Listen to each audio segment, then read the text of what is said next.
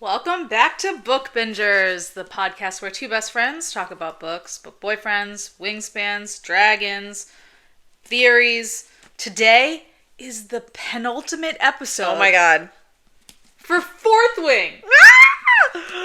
If We you've been are following here. along, we've Oh been my God. rereading. Yep. And things, we're getting real close to the end here. We're getting real close to the end. We're finding out a lot.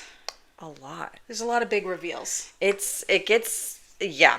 Okay, we pick up right after basically Xaden and Violet have done the deed. Yep. And she has started training with Carr. Mm-hmm. And we just had the classic should I get the wing leader scene. And we Yep. pick up Chapter 31. immediately chapter 31.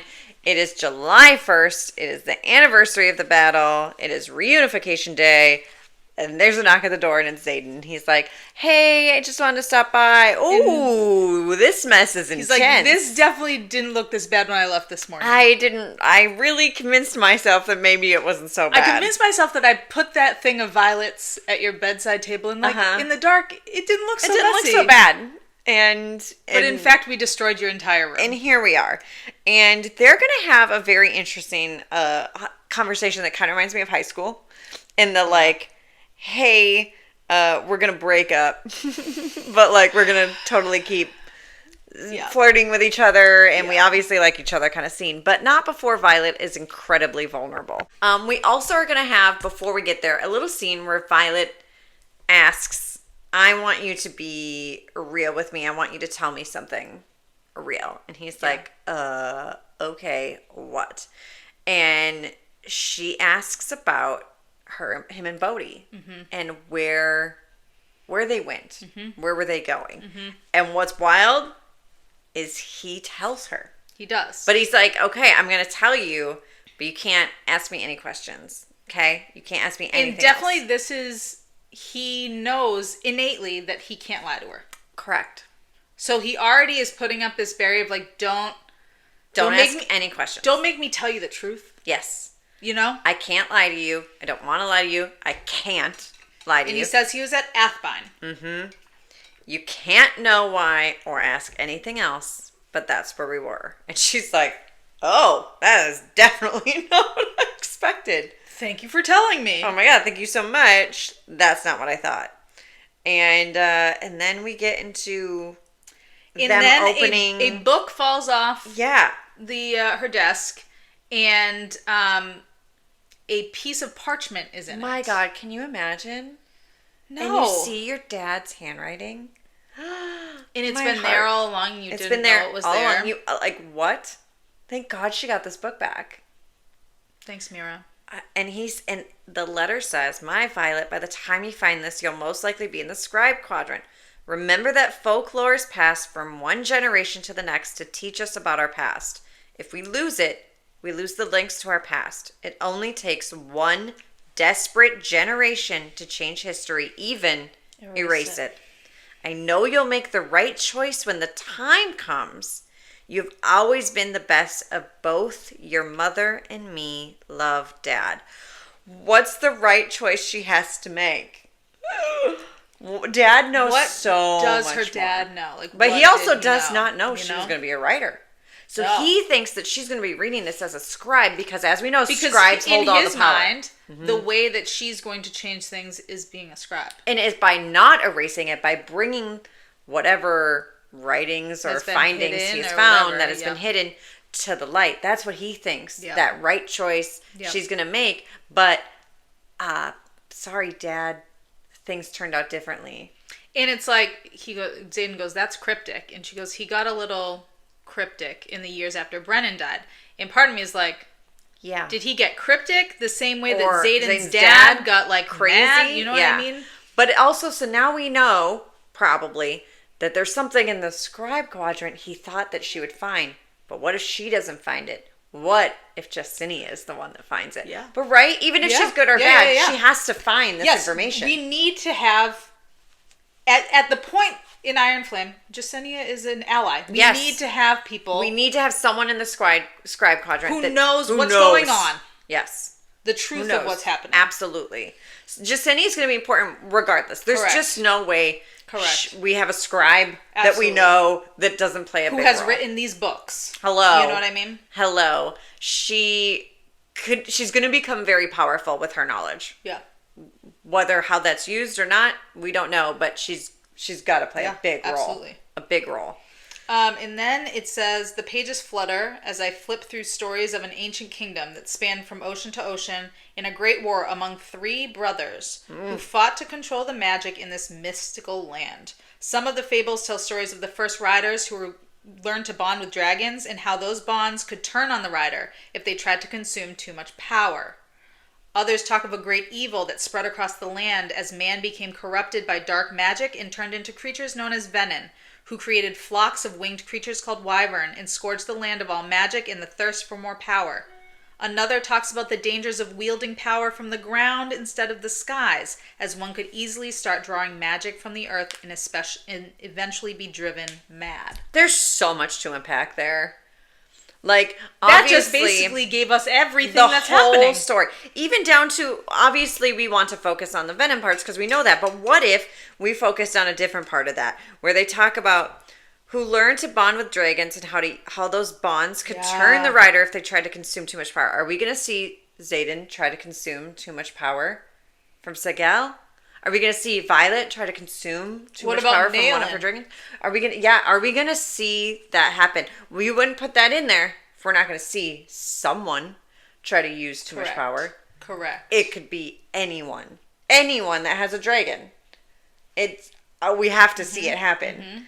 And of course, we already know we're going to see the venom. We're going to see people grounding. We're going to see them using, earth magic. Yep. Which nothing gets my juices going more than earth magic. I love it so much. You can't convince me that earth magic isn't the best magic. True Capricorn over here. True Capricorn. Uh-huh. I'm like, the whole story is right here. Yeah. This is it. Yes. This is it. This is the whole purpose of the entire series. And the first time I read it, you want to know what I was doing? Yeah. Oh, of course. Because I need to know what's happening. Yeah. Get me there. Get me there. Get me there. But now reading it slowly, holy cow. Yep. She really spelled it out for us. Sure did. And then, Xaden, what do you think he was trying to tell you? Because Xaden, we know, knows all. He knows what's going on. Yes. You don't think he knows everything his dad knew too. Yeah. And she goes, I don't know. Every fable in this book is about how too much power corrupts. So maybe he felt someone in leadership was corrupt. I glance up at Xaden and joke. I certainly wouldn't be surprised if General Melgren ripped off a mask one day and revealed he was a terrifying Venin. That man has always given me the creeps. And Xaden chuckles and he says, well, let's hope not. My dad used to say Venin were biding their time in the Barrens and one day were coming to get us.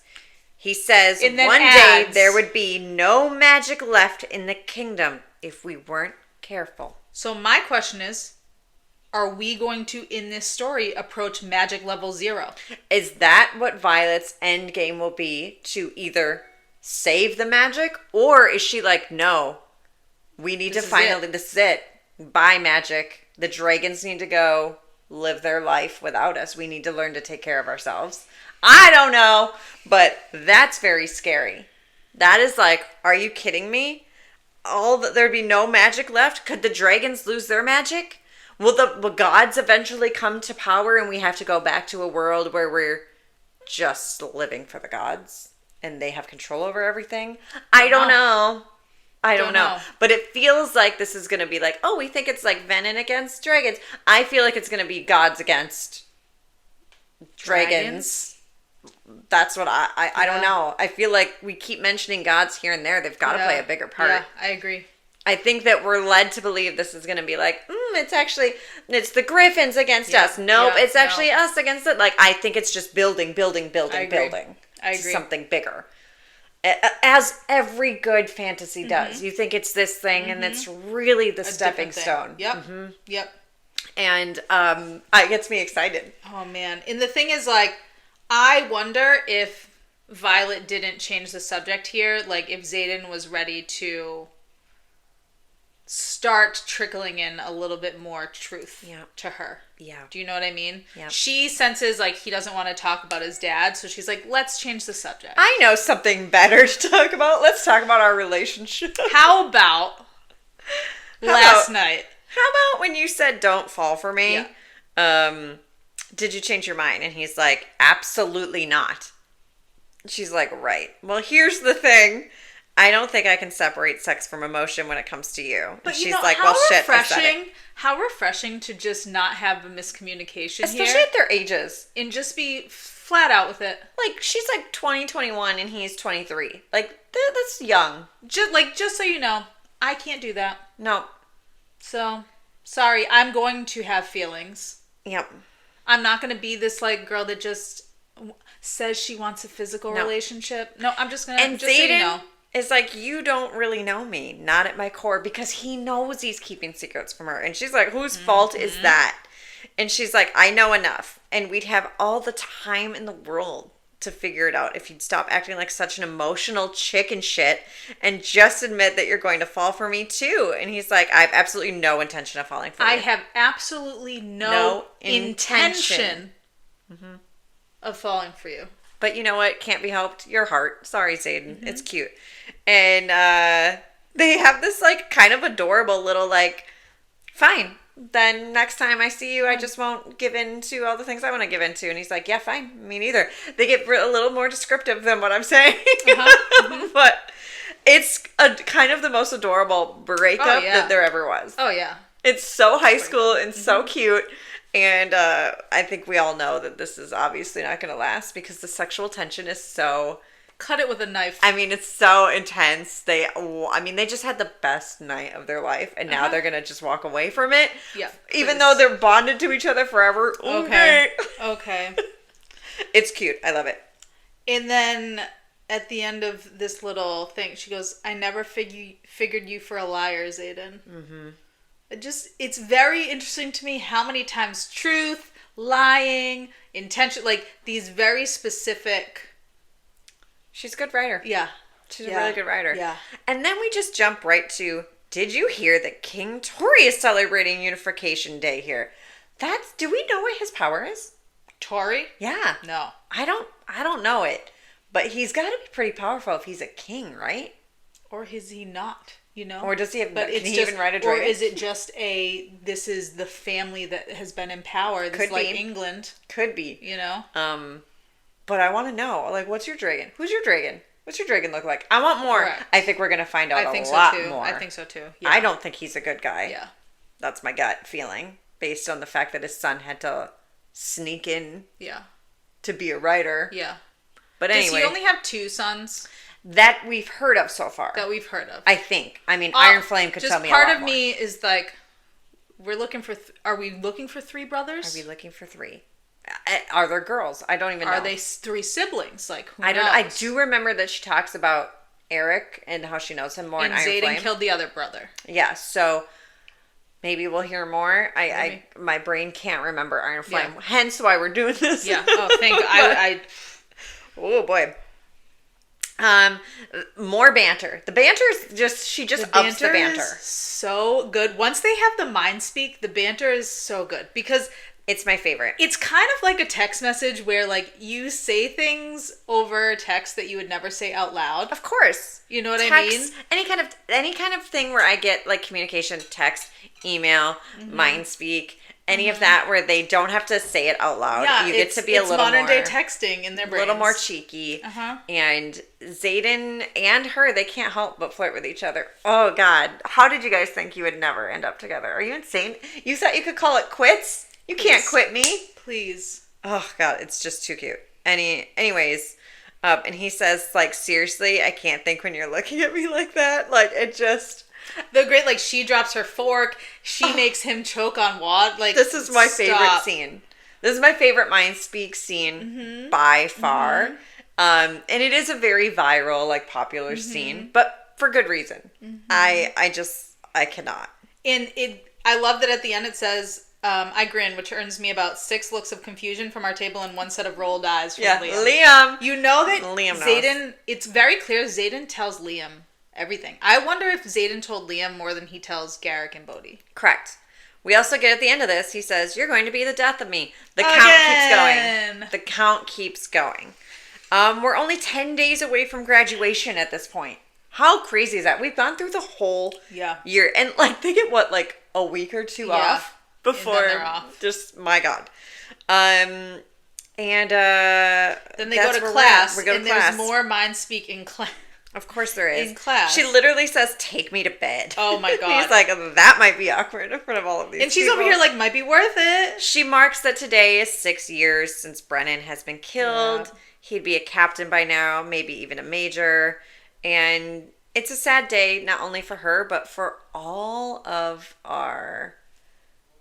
Well, kind of for everybody. Yeah. It's a weird day, I think, for everybody. But definitely anybody that lost someone now. And, of course, all of our rebellion kids. Yeah. I mean, this is a tough day. A horrible day for them. So what better to do than to have a party? Of course. Why wouldn't we? Because for many, it's also a weird celebration. Yeah. It's like the winning of, a war to them. And hence the king's going to be here. Great. So fun. Okay, we just got to get through all the banter. Is this where we find out about Imogen? She's real jealous. She's convinced that Xaden has someone else. And she's like, is it Imogen? Yeah, she says, is it Imogen, like during class in the mind speak, and like that pisses Xaden off. For fuck's sake. He is so mad that he even speaks out loud. It's like Sorengale. Do you know how much she had to have pushed his buttons to make him talk out loud? Yeah. But this is going to come back later in another scene. Yes. So I just wanted to point it out because she's so jealous. She's so jealous. But she's always thought that Imogen was a better fit for Xaden. Course. And of course she's not dumb enough to think that he didn't have someone before her. So then they're all getting ready for the big party that night. Yeah. And Liam shows up to accompany Violet.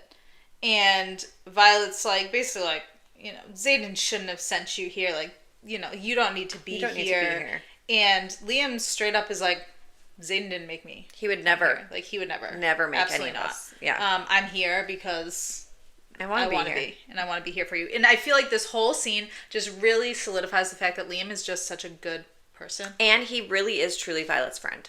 Yes. It's not just He's not just doing it for Xaden. Yeah. He has learned to care about Violet. And she's weaseled her way into his heart. Yep. And she's realizing, she's like asking Xaden, "Where are you?" And she's realizing that no one else is here. It's just Liam. And they... he goes, "I go where you go." And they have a little conversation, an important conversation. About Brennan, where she's talking about, like, how unfair this is to him and how much Brennan would hate all of this. I gesture to the crowd.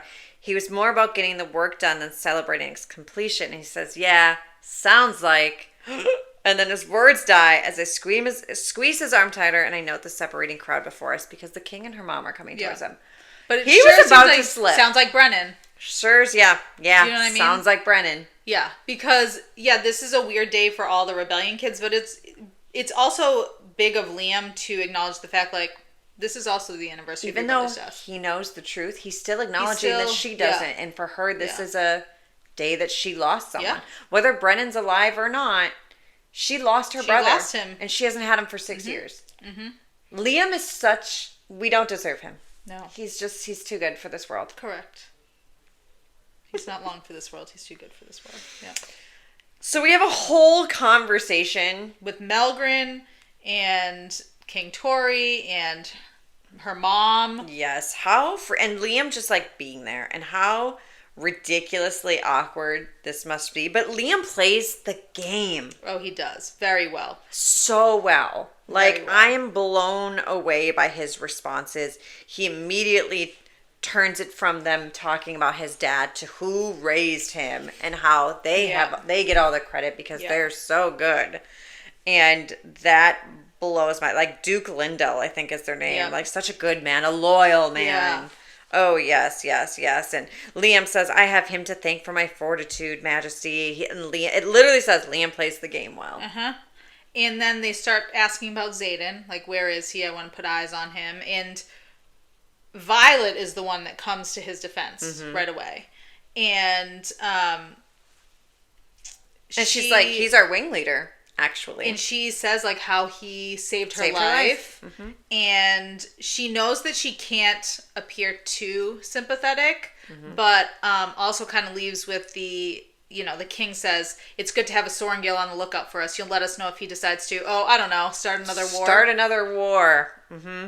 And I love that she says, I can assure you he's loyal. And he's like, so where's he at?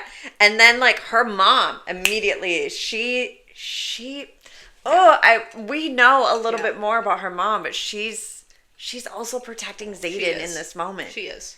She's like, oh, there's Dain. He'd love to talk to you. Yes. And Violet's like, I saw him. I checked the edges. He doesn't like parties. Yep. Just her own confirmation of like, oh yeah, I saw him. Yep. Like, don't worry, he's here.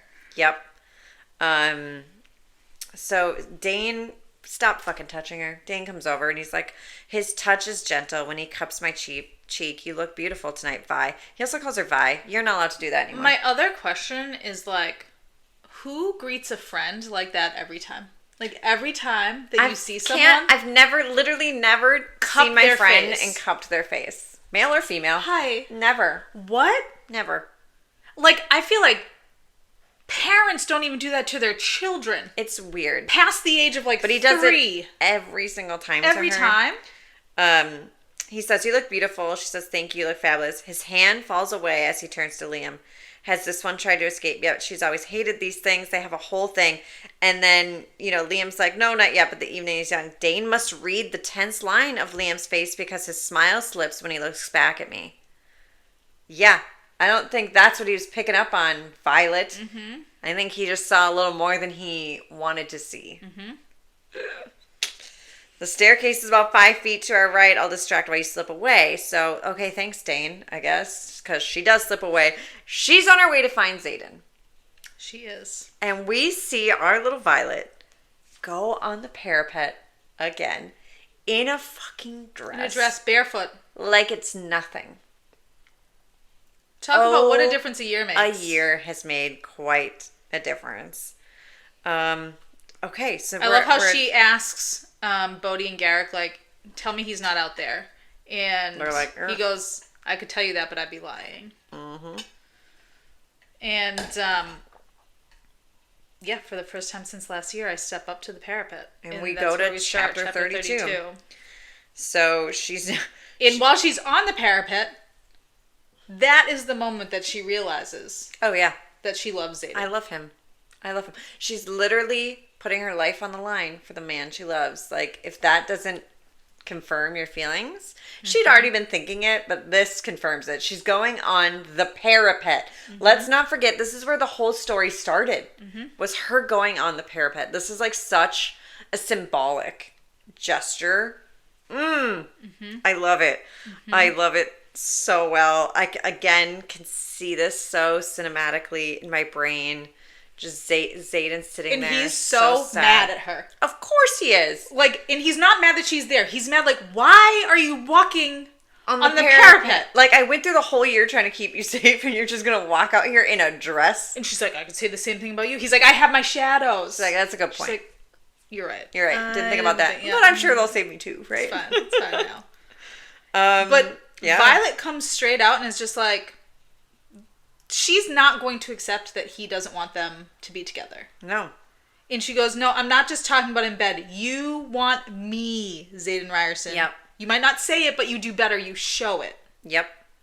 And there's nothing again, he says, more. You're seriously going to be the death of me. Uh-huh. Can we...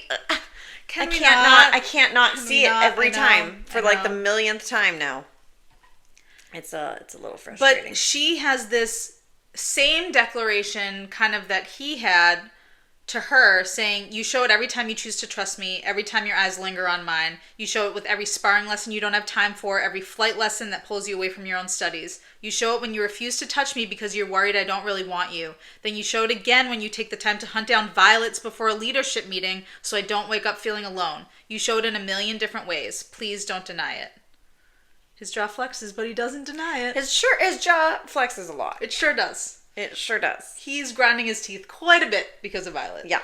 Yep. I also love that this is the same scene that we find out that, like, Imogen wasn't ever staring at Xaden. He's like, now run that situation back and take me out of it. And she's like, wait, what? Oh. Garrick. Yeah. I love that. I know. I want to see that happen. Does Garrick like her back? How could you not? It's Imogen. Right? How could you not? What's Garrick's power? Do we know? I don't remember. Can't be something awesome. You know what I mean? We don't really hear that much about him. No. For it being his best friend, we don't really hear much. But I bet after Liam's death, we will. Yeah. Spoiler. Spoiler. Yes, but I love how he loves that she's jealous. It's so cute, but he reassures her, there's only you, Violence. Is that what you needed to hear? It's always been you. It'll only ever be you. It's so freaking cute. But I also love that he has this very, like, vulnerable moment where he's like, I've wanted you for the first second I saw you. Like, get out of here.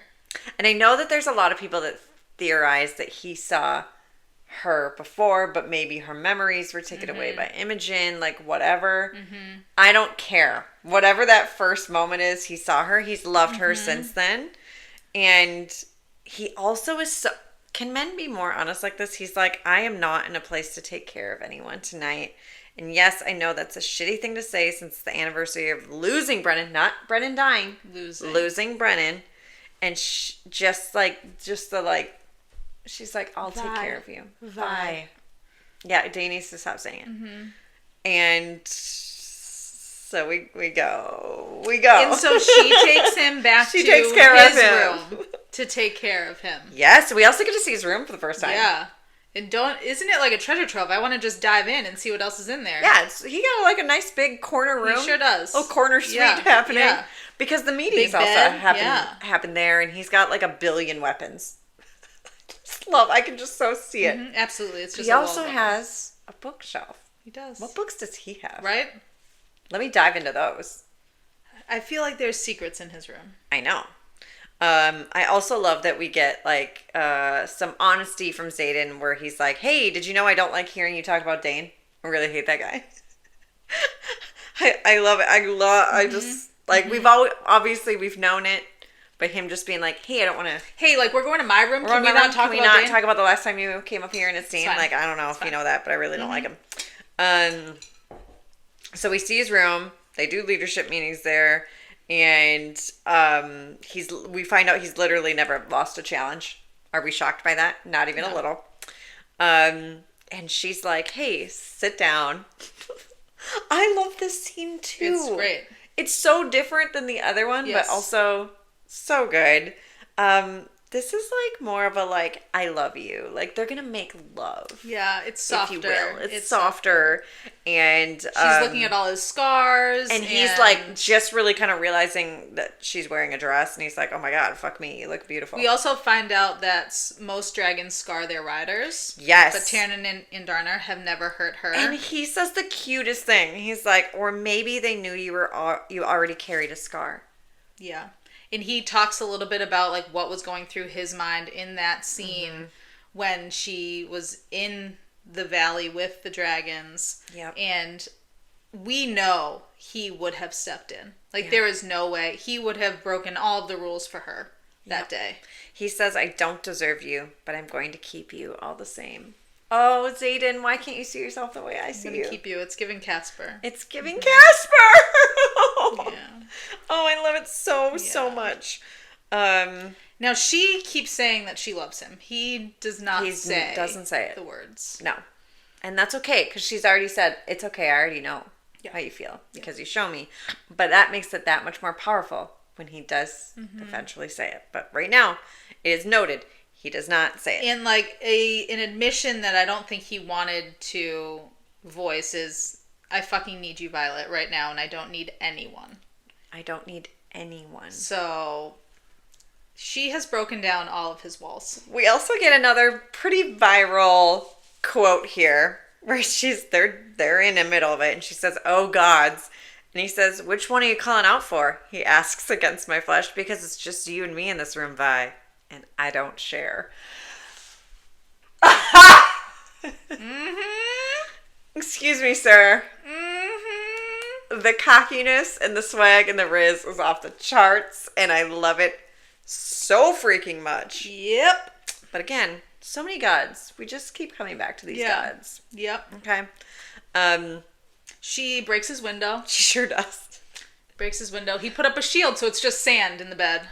No big deal. But at this point, he's like, "Let's go for a 3, 4, 5." Yeah. How many can we get, babe? At this point. And let's then keep going. there is a knock at the door. Oh, can you imagine? They're just about to hit 5. What a buzz-killing team. Yeah, I know. They're on their way. Uh-huh. And it's buzz-killing time. But it's Garrick. It's Garrick. We're under attack. Under attack. So they get dressed real fast. Violet has Xaden's jacket on. 3, 4 o'clock in the morning. Yeah. It's like she's got nothing to wear. But there's a lot of people who are still in their outfits from last night. They're people probably are stumbling still drunk, out of rooms. You know what I mean? Just like you're kind of like catching everybody. Like Xaden throws his flight jacket on her. I know. Which feels like he's claiming her a little bit. Yes. Let's not forget the beginning of this. We always have the good juicy bits, the beginning of a chapter. It says, "The inability to control a powerful signet is just as dangerous to a rider and everyone in their vicinity as never manifesting one." We're going to see that play out because let's not forget, she doesn't know how to control this quite yet. She has it, but she can't really aim it and control it quite so much. So these games are the final thing we've been working towards before graduation. But we're going to find out they're not under attack. That we're in this final game. War games. The war games. And so they're sending each of the wings off to different locations, each of the teams. Not before he says, "Wanting you will be the death of me. Let's go." Okay, got it. So I love this because she has mind speak, she's able to find out a little bit of info to get her team a little bit more prepped. But this is where we're going to see... I love how Rhiannon, casually stands in front of her to, So Dain can't see. So Dain can't see that it's Xaden's jacket. Yes, which makes me then wonder, because he seems very shocked later on when he finds out that they're together. So what was he shocked that he saw when she was with Liam? Correct. Is that where he finds out about Athbine? I'm guessing that's where he finds out. He sees the memory of Xaden saying that they went to Athbine. Yeah. That's got to be it, because that's going to come into play. Yeah. But right now, Dain's still living in this delusional world that they're just mated together and forced to be together. Whatever. And in a few years, when it's okay, him and Violet can be together. He's still living in this delusional world. Here. Are you insane? So Rhiannon's a real girl's girl. Rhiannon's it was good. Want her in my life so bad. Did I make this up, or do we also see Liam kind of stumble out of somewhere? Sure, he's rebuttoning his shirt. He had a good night. With who? I don't know. We'll never know. I know. And she's just so impressed that Xaden's all cool and collected right now. But we find out it's the fucking war games. They're like, "Oh my god, are you serious?" So this is it. Many people are excited. They're like, "This is it. This is what we've been working for." And so Dain, at this point, Violet is with Dain and Rhiannon, and Xaden's going to Athbine, and Dain is saying that they're going to this El Tuval. Yeah. Dain's dad is here. He's the one who is doling out, yes. And who's going he turns to each wing leader, giving out orders, but glances in our direction, no doubt looking for Dain, before he turns towards Xaden. Something about the way his smile slips for a heartbeat makes the hair on the back of my neck rise. He talks about the fact that Ryerson is going to Athbine. That's a pretty big deal. And that the wing leaders get to assemble their squads. Yep. And so Dain obviously thinks that Violet's going with him. Of course. And so they're, kind of worried about Tairn and Sigale being apart for 5 days. Yeah. So they'll, but we'll figure it out. And Xaden had told her while she was getting dressed, like, wear all your daggers. All your daggers. Imogen knows what's up. Because she's like, I think we're going to pretend war. And Imogen's like, yeah, I think we are. Yeah. Like, everyone that's gone to Athbine knows what's really happening. Because Athbine is beyond the wards. Correct. Wear every single dagger you have. She's like, I'm already wearing 12. He's like, good, I'll see you on the flight field, right? But Dane's like, no, you're coming with me. And then we find out, we get to the flight field, and, like, Tairn has taken over the spot of deference, like, in front of Dane's dragon, which is hilarious. But also, we see Andarna's there. Yeah. And we see the harness. Little harness in the clip, so that she, when she gets tired. The wing leader had it made for me. See, it hooks. Like, Tairn's just like, yeah, I'm gonna do this. I don't care. Say it. Say what you want. Let's go. But she's like, just in case I can't keep up. Like, you know what I mean? Like, good. She's so happy. She's so just happy to be here. Yeah. So, oh my God, there's so much going on. So she looks over her shoulder, and sure enough, Liam stands with his chest raised in front of Day. It's almost as if he expected that he was going to be called by Xaden to go on Xaden's team. Mm-hmm. And she says to him in his mind, what's going on? But he doesn't answer her. And he's like, Dane's like, what the fuck are you doing? Like, what's happening? And this is where he says, I'm going to need Violet. Yeah. And Tairn goes, don't worry, Silver One. Everything is as it should be. Yep. And Dain, if you're Dane's saying goodbye, it's to him. Meaning Correct. You're saying goodbye to Dain. Mm-hmm. And I love this. This is like, we don't see that much from Sigale in the back half of this book. No. But a low growl, like, rumbles from her. Like, you still don't, like, let's not forget, she is ferocious. Mm-hmm. Dain, you thinking you're going to yell at Xaden in front of her? Okay. Like, let's go. But this is where everything comes to a head with Dain. Yeah. And this is the shocking part, I think, for me, that I see a very different Dain, and that I'm like, oh my God, because riders are known to die during the war games, and she's safer with me, Dain argues. Mm-hmm. And Dain says, has this been your plan all along? To separate her from her squad, because you can get your need for revenge on her. And she's like, you don't know what's going to happen. He's like, do I? He's made a big deal of the whole if she dies, I die thing, but do you even know if that's a fact? Like, do you know Tairn won't survive? Like, he's like, I don't give a shit if Xaden dies. Like, he's truly like, why don't we test the theory and see if you die, Violet? Like, are you kidding me right now? But basically, this is where he touches her and he sees, and Dain says, him? Dane's eyes widen. His face flushes. You and him. He shakes his head. People talk, and I thought that's all it was, but you... Disappointment drops his shoulders. Don't go, Violet, please. He's going to get you killed. And she's like, I know you think Xaden has ulterior motives. At some point you have to let us go. And Dain looks horrified for a second, but quickly masks it. If he's what you choose, then I guess that has to be enough for me, doesn't it? She says yes. He swallows hard. He leans to whisper, I'll miss you, Violet. Then he pivots on his heels and heads for Cath. Wow. Do you think that Dain fully knows? Like, fully knows? No. Do you think I can't imagine I don't think so. He fully knows what's going on. I don't think he fully knows. I just think he thinks his dad's trying to probably get them killed. I don't think he knows about the Griffin Riders. No. I don't think he knows about the Venin. I think he knows that his dad is purposely putting Xaden in a more dangerous location because it's beyond the wards. Yeah. But I don't think that he knows the full breadth of it. I really don't, because we see him kind of learn that in Iron Flame. Yeah. Like, I had no idea. Yeah. But I'll miss you. Like, what more meaning? Like, why? Yeah. What? Wow. Yeah. Okay. And she's like, thanks for trusting me. She's just like, okay, bye, Dain. Like, oh my God. Oh God. But she says, I can't help but note both of the important men are walking away from me right now in opposite directions, and given the one I've chosen to follow, my life is about to change forever. She's not wrong. You're not wrong, babe. Oh, boy. So, chapter 34.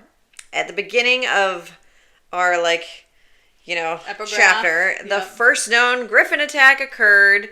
So we obviously know, spoiler, we're going to get some griffins in this chapter. Yep. That's the only thing that kind of annoyed me about that. Yeah. But here we go. We're going into it. We're flying. Oh, boy. There's a pulling sensation in my chest, then a snap as we cross the barrier of the wards. It feels different. She tells Tairn. She says that there's a wrongness in the air that has the hairs on my back and my neck standing on end. Yeah. And Tairn talks about without the wards, magic is wilder here. It's easier for dragons to communicate within the wards. The wing leader will have to take that into account when commanding his wing from the outpost.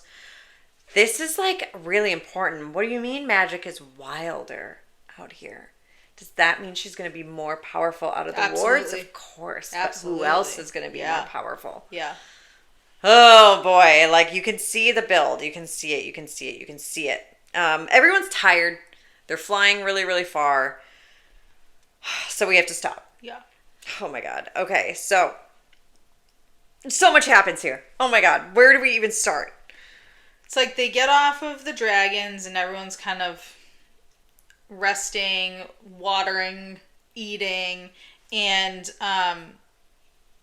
Liam checks in with Violet. Yeah.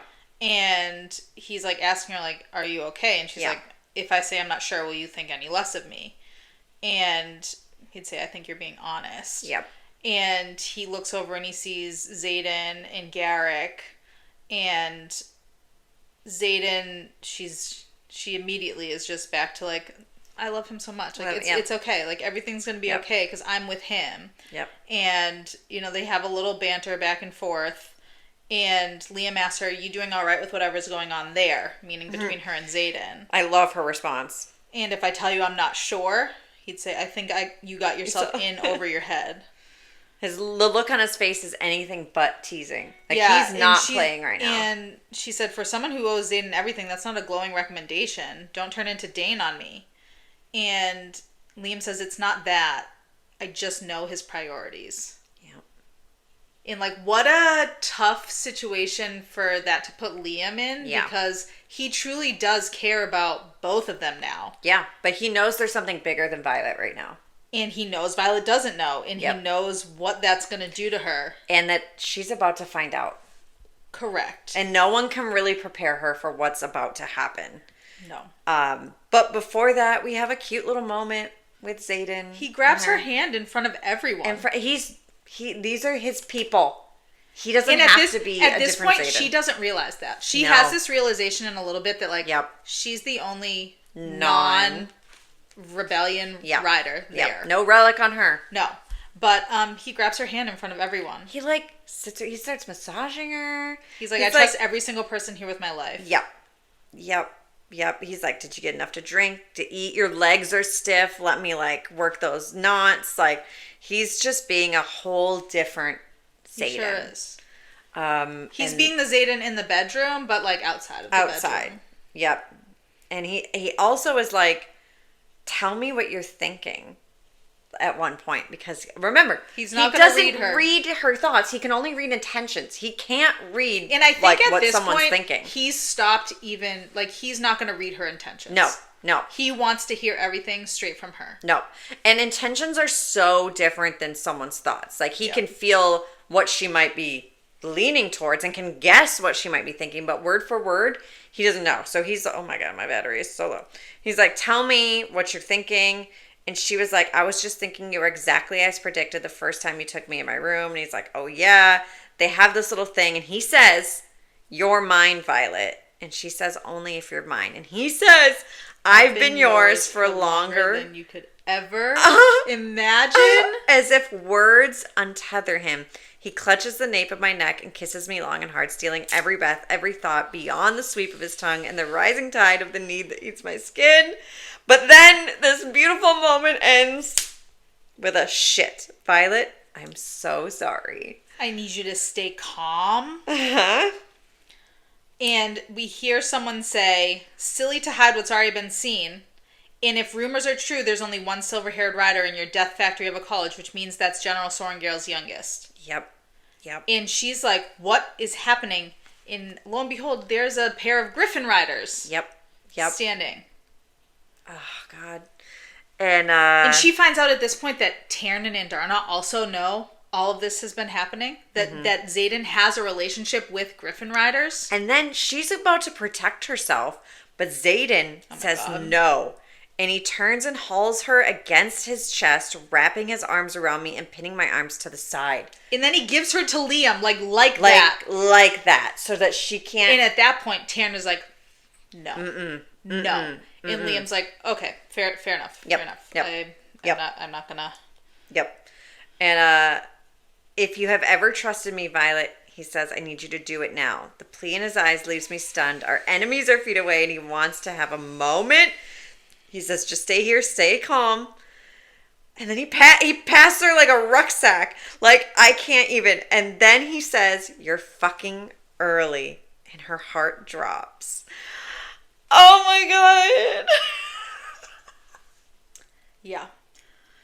So then we get to chapter 35, and the epigraph of this I also think is pretty important. It's about, it's from Markham. So, I mean, we will find out. We can take this with a grain of salt. And we know that it's written by someone who is on the other side of things. Yeah, I don't trust. Which is why it sounds the way that it does. Yes. And it's talking about Fen Ryerson, and it says, in his last days of interrogation, he spoke of a conspiracy so vast, so unspeakable, that it does not bear repeating by this historian.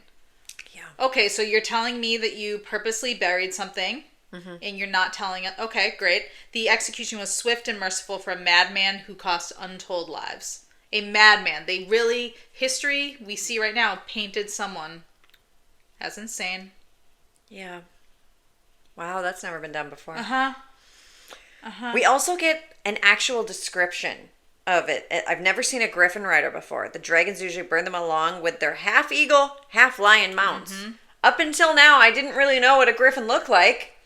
But here I am, now trying to picture me. This is where I stop and I start Googling because I don't know how to picture this animal. I'm like, half eagle, half lion. Yeah. The Google helped. Gryffindor. Yeah, having the fan art helped a little bit here because I was like, okay. It's kind of like Buckbeak, but not kind of really. like Buckbeak, but like but not like, as cute. But the back half of a lion. Yeah, not as cute. Yeah. And they're like, what happened to meeting tomorrow over here? And they're like, the shipment issue. The shipment isn't the issue, the woman says. Unlike our black, the rider's leather are brown, matching their dark feathers of their beasts who are currently staring at me like I'm dinner. They say, if they try anything, there'll be a snack, Tairn says to her. Okay, well. Shipment. So at this point, she's like Xaden's working with them. Yep, she knows. Right now, her entire life is crumbling. Like, her brain is just... She's going through everything right now. She's rethinking literally every encounter. But meanwhile, the Griffins are like, we're here to warn you. And they're like, warn us. And they say, we lost a village in the vicinity to a horde of Venin 2 days ago. They decimated everything. And she's like, they just said what? And Imogen says, Venin never come this far west. So she's like, wait, they keep saying Venin. And the woman says, until now, the woman replies, turning her gaze back to Xaden, they were unmistakably Venin. And had one of their, and he says, don't say anything else. All it takes is one of us being interrogated. Because he knows Dain's power, all these other powers. Don't say anything. And she's like, oh shit, Tairn, are you getting this? And he says, unfortunately, yes. And so then he says they're armed. And this woman that we don't know who she is, she says, if you think you'll ever convince a Sorrengail to risk their neck for anyone outside of their own borders, then you're a fool. You're a fool. And the man says, getting so mad. Yeah, the man says, I wonder what your king would be willing to pay in order to get back the daughter of his most illustrious general. I'm willing to bet your ransom would be worth enough weaponry to defend for a decade. And she's like, ransom? I think not. And Bodhi's like, oh, fuck. Like, everyone's just like, And she's like, try.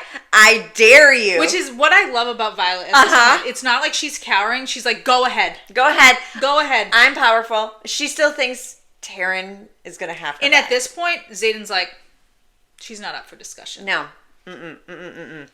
Fully knowing, he's like, she fucking hates me now. Yep. So the woman, he says, we'll be there with the rest of our drift. Just signal if you can't get away from the disbelievers, she says, as she walks away. That is such a powerful word. The disbelievers. That's clearly what they call everybody else. Oh, and God. It's at this point she looks around, she realizes that everyone has a relic. Everyone. Every single person. And she says they're all fucking traitors. And I fell for it. I fell for him. And Tairn says, yes, they are. You and Andarna lied to me too. You knew what he was doing. We both chose you, Andarna says. But like that makes it any better. And he says, he tries to explain, he says, dragons are bound by bonds. There's only one other bond more sacred than that of a dragon, and its rider, and it's a dragon, and its mate. And she knows everybody in her life that she trusts has this massive secret that they've kept from her. Can you even fathom? And she says to Liam, were we ever really friends? And he says, we are friends, Violet, but I owe him everything. And he's in so much pain and so much misery that even she almost feels sorry for him in that moment. And he says, we all do. And once you give him a chance to explain, she says, there it is. The anger rushes to my aid, overpowering the hurt. You watched me train with him, she says. You stood by and you watched me fall for him. And Bodhi's like, oh shit, like things are about to blow. Like, Bodhi knows that she's about to blow. If you even think about touching me, I swear I'll fucking kill you. Yep. She's I think she means raging. it. I know but she like, does. remember what we were warned before, when their power is so overwhelming, it can overtake them. She's in wilder areas. Like, her power is probably very terrifying to them right now because they know she can't control it and we don't have the borders. She's wild. She's wild out here. And Xaden says, I know what you're thinking. You have no idea what I'm thinking. You're thinking I've betrayed our kingdom. Logical guess. Good for you. Another bolt of lightning whips free, streaking cloud to cloud. You're working with griffin riders? God, you're such a cliche, Xaden. You're a villain hiding in plain fucking sight. I love, though, that he still takes this moment to be like, actually, they're called flowers. God, that would piss me off. Are we arguing semantics of your treason? I don't know. It's just like, they don't have riders, they're flyers. I'm just saying. And then he says, did you ever once stop to think that sometimes you can start out on the right side of a war and end up on the wrong one? Yeah, and she's like, no, not in this particular sake. And she says, my stomach hits the ground that they used to kill dragon riders. And he's like, no. These weapons are only meant to fight Ben. Everything you think right now, Violet, is wrong. I'm not giving weapons to them so that we can fight amongst the Griffin Riders. Venin are the stuff of fables, like the book My Father. I blink. The letter. What had he written? Folklore is passed from one generation to the next to teach us about our past. Was he trying to say, no, that's impossible? They're real. They drained all the magic out of the barons and then spread like an infestation. Yep. What was the fable again? Yes, so we go over this again about the brother bonded to the griffin, one to a dragon. When the third grew jealous, he drew directly from the source, losing his soul and waging war on the other two. And Xaden's like, this is not how I wanted to tell you. And she's like, assuming you were ever going to tell me? And he's like, and like, not yet. I'd prefer you to come to your own conclusion. Which is what we've seen time and time again. Yes, and Tairn's like, I chose you for your intelligence and your courage, Silver One. Don't let me down. So I do think that Tairn in this moment, like confirming everything that Xaden is saying, she honestly, still trusts him. She's putting everything together so much faster than any other person would. I mean, obviously, so she's heard it from her dad. She's heard it from her dragons. She's heard it from Xaden. Like, and she knows she's not their dumb. Wards make all non-dragon magic impossible. Correct. So that is the reason why they haven't seen Venom. They haven't had these attacks because she's been living in a warded area. Yeah, and she's like immediately like, fuck, this makes sense. And I desperately don't want it to. Which means I would have to believe that we have no clue like about what is happening. And she's just like she's handling this better than most people would. Because the only thing that kills Venom is the very thing powering our wards. Yep. Is this why there have been raids along our borders? They're looking for the material we use to power our wards, I ask. Not because I believe him, not yet, but because he's not trying to convince me. The truth rarely needs effort, my dad used to say. Yep. And then we also see she's like, a sharpened blade, but it's embedded into the rune-marked hilt. And she's like, wait, did you take this from my mother's desk? And he says, no, your mother probably has one for the same reason you should, to defend against venom. You told me there'd be no chance we could be fighting something like this. And he said, no. I told you I would hope that if this threat was out there, our leadership would tell us. You twisted the truth to suit your needs. Yes, and I could lie to you, Violence, but I'm not. No matter what you think right now, I have never lied to you. Interesting. So he says, I could lie to you, but I'm not. I've never really picked up on that before. That's, I think, an important thing to say. Because it hurts to think that we're the kind of kingdom that would do this. It hurts to rearrange everything you think you know. Lies are comforting. Truth is painful. And then he talks about, hey, so that memory that she had, like, you may not have wanted to told it, but because if your best friend sees this memory, everything is lost. And she's like, you don't know that. And he says, Dain wouldn't break a rule to save your life, Violet. What do you think he would do if he had this knowledge? What would Dain do? I have to believe he would not put the Codex above people suffering beyond our borders.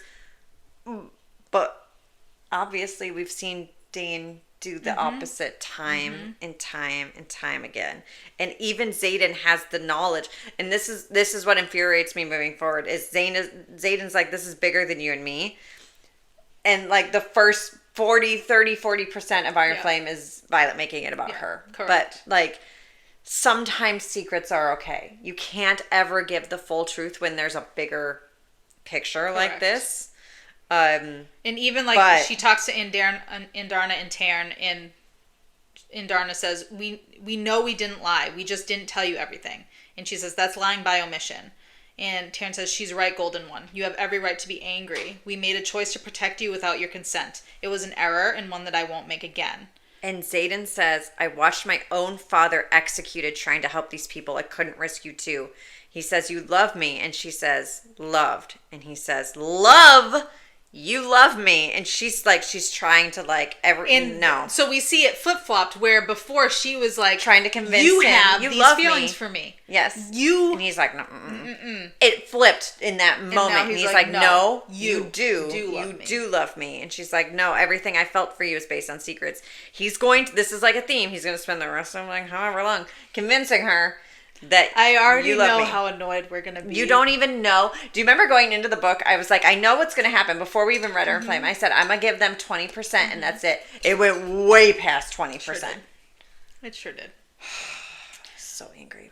And then at the end of the chapter, I think it's near the end. She does say, I still trust you though, which is like pretty like, I still trust you, which is big. She just found out that her whole world has been rocked. But here we go. We still have to go to Aspine. We're not even there yet. Aspine yet. So she's going through all this in her brain, and she's going, if Venom exists, we have record, and yet there weren't any copies of the Fables of the Baron in the archives. The one location Navarre should have a copy of every book written or transcribed in the last 400 years. 400 years of tomes, and not a single one. 400 years. Yeah. But our history spans over 6. Everything is a copy of an earlier work. The only original text in the archives older than 400 years, around the time we fell into war with Poromiel, are those original scrolls from the unification over 600 years ago. It only takes one desperate generation to change history, even erase it. So there are 200 years. That's twice that has been said now. All it takes is one desperate generation. So 200 years are missing. That Fables of the Baron book. Yep. Missing. Dad spelled it out for me. He'd always told me scribes hold all the powers. One generation to change the text. One generation chooses to teach that text. The next grows and the lie becomes history. It's like so important. Like it's literally like Rebecca's like, how much more do I need to spell this out for you guys? Like this is what's happening. Get on board. Like knowledge is power. Knowledge is power. Like we hear it over and over and over and over and over and over and over and over and over again. Knowledge is power. So she's thinking about all this as they're flying to Athbine. Everyone in her world, it feels to her like everybody knows but me. So, time to fly to Athbine, where everything goes to shit. Yeah, so they get there, everything feels off. Everything feels off. It's abandoned. There's an empty outpost. Why would they send him there? And he says, I don't think this is a war game. And she's like, of course, she's still like, she's about to argue. Xaden turns on me and he says, what did Dain say to you before we left? Oh, God. He leaned in and whispered something. He said something like, I'll miss you, Violet. Mm-hmm. And he said I was going to get you killed. Yes, but he always says that. What would Dain have to do with emptying an outpost? I have something, Garrick says. He said, Xaden goes, did you tell him about my trips here? No, unlike some people, I never hid anything from you. Mm-hmm. Violence, did Atos touch you after I told you about Athbine? And she's like, what? His power requires touching someone's face. Did he touch you? Yes, but that's how he always touches me. He would never. And she sputters because I would know if he read my memories. And he says, no, Violence, trust me, you wouldn't. There's no accusation in his tone, just resignation that hurts what's left of my heart. He wouldn't. He wouldn't, except he tried once. Like, it's like she gets it. Like, oh, so there's an envelope, and it says War Games for Xaden Ryerson. Wing leader of the 4th Wing. It's from Colonel Atos. What does it say? It says our mission is to survive if we can. Oh my God. And oh gods, Dain read my memories without my permission. Ugh. And she now is like, I unknowingly betrayed Xaden. Betrayed them all. And Xaden's still like, this isn't your fault. But we've been sent here to die. So now, not only is she so mad about the fact that she had all this kept from her, but now she has this immense guilt, like, I might get all these people killed. Yeah. All because how do you even reconcile all of those feelings? You just lost your best friend, your boyfriend, your dragons, your dad, like your mom, like everything in one moment. And now you don't even have time to even come to really figure out life because you're about to die. And we're now in the end game. This is it. So thanks for sticking with us through this because the next one is going to be a long one. There's no way it's not. There's only like 4 chapters, but it's going to be. And of course it ends in a doozy. Like I have so many thoughts going into this. So Merry Christmas. Let's go. Oh my God. Oh my gosh. All right. See you next week, guys. Bye.